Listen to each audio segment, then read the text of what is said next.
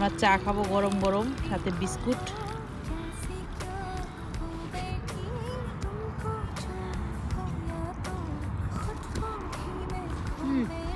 আমার ছেলে চায়ে বিস্কুট ভিজা খাইতেছে।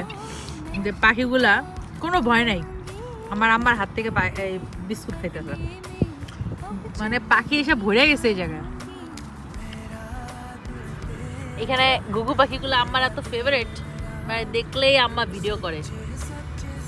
এই ঘুঘু পাখি চলে আসছে। এই পাখিটার নাম জানি না, অস্ট্রেলিয়াতে দেখি বেশি, নাম জানা নাই। এটা ডাহুক পাখি, এটা ঘুঘু।